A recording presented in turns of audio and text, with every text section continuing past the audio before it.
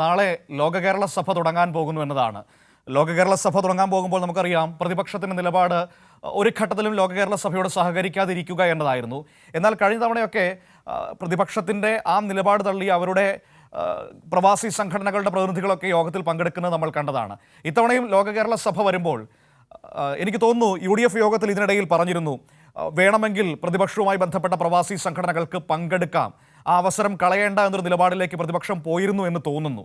അങ്ങനെയാണെങ്കിൽ ആ ഒരു സമ്മേളനത്തിന് ലോക കേരള സഭയുടെ പ്രാധാന്യം പ്രതിപക്ഷം മനസ്സിലാക്കുന്നു, അങ്ങനെ ഒരു പ്ലാറ്റ്ഫോം കളയേണ്ട എന്ന നിലപാടിലേക്ക് അവർ എത്തുകയാണോ?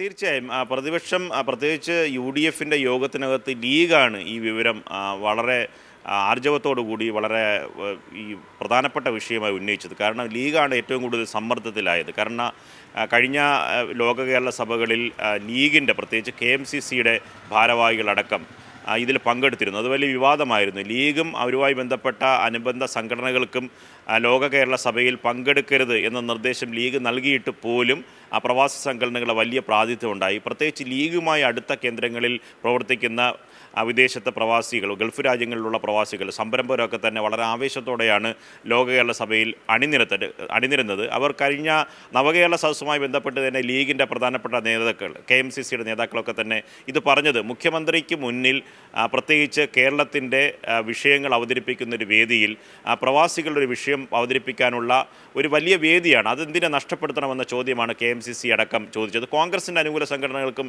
ഇതേ നിലപാടാണ്. അവരടക്കം കഴിഞ്ഞ 2 തവണയായി ലോക കേരള സഭയിൽ ഒന്നാം സമ്മേളനത്തിൽ വലിയ തരത്തിൽ എതിർപ്പുണ്ടായിരുന്നു. പക്ഷേ 2ഉം 3ലും അങ്ങനെയല്ല, അവർ ഭൂരിപക്ഷം പേര് പങ്കെടുക്കുന്ന സ്ഥിതി ഉണ്ടായി.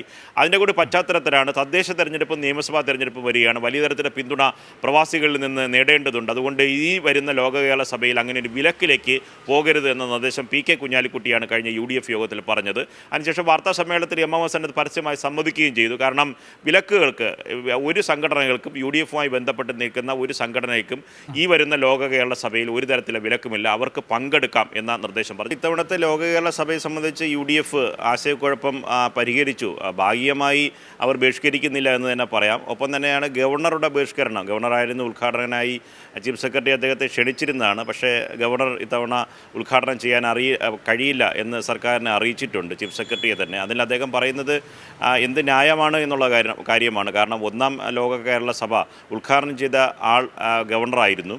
പക്ഷേ ഇത്തവണ അദ്ദേഹം പങ്കെടുക്കുന്നില്ല. അത് പങ്കെടുക്കാതിരിക്കാനുള്ള കാരണമായി പുറത്തു വരുന്നത് അദ്ദേഹം ഇപ്പോൾ അനുഭവിക്കുന്ന ചില ബുദ്ധിമുട്ടുകൾ കാരണമാണ്. കോടതിയിൽ നിന്ന് തുടർച്ചയായുള്ള തിരിച്ചടി അദ്ദേഹത്തെ നേരിടുന്നു.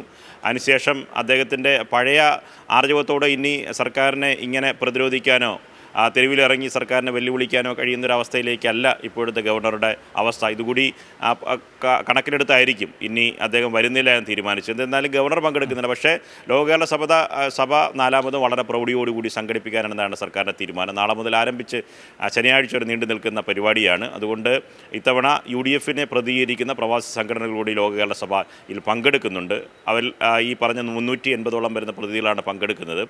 100 രാജ്യങ്ങളിൽ നിന്നുള്ള പ്രതിനിധികൾ ലോക കേരള സഭയിൽ പങ്കെടുക്കുന്നുണ്ട്. ഒപ്പം തന്നെ നിയമസഭാ സമ്മേളനം ഇന്ന് തുടരുകയും ചെയ്യുന്നു. മനു. ശരി, ഓക്കെ, താങ്ക് യു ധ്രുവനാണ് തിരുവനന്തപുരത്ത് ഈ വിവരങ്ങൾ നമുക്ക് നൽകിയത്. ഏതായാലും നിയമസഭാ സമ്മേളനം 3ാം ദിവസം. ഇന്ന് പ്രതിപക്ഷ നേതാവടക്കം രാഹുൽ ഗാന്ധിയുടെ പരിപാടികൾക്കായി വയനാട്ടിലേക്ക് പോകുന്നതിനാൽ സഭയിൽ പ്രതിപക്ഷത്തിൻ്റെ ഭാഗത്തു നിന്ന് കാര്യമായ പ്രക്ഷോഭ പരിപാടികൾ ഉണ്ടാകാൻ സാധ്യതയില്ല എന്നാണ് നമുക്ക് മനസ്സിലാക്കാൻ വേണ്ടി കഴിയുന്നത്. ഏതായാലും ഒപ്പം ലോക കേരള സഭയ്ക്ക് നാളെ തുടക്കമാകുന്നത് കൊണ്ട് തന്നെ ഇനി അടുത്ത തിങ്കളാഴ്ചയായിരിക്കും സഭ ചേരുക എന്നതും വളരെ പ്രധാനപ്പെട്ട കാര്യമാണ്. ഇന്നത്തെ സെഷൻ കഴിഞ്ഞാൽ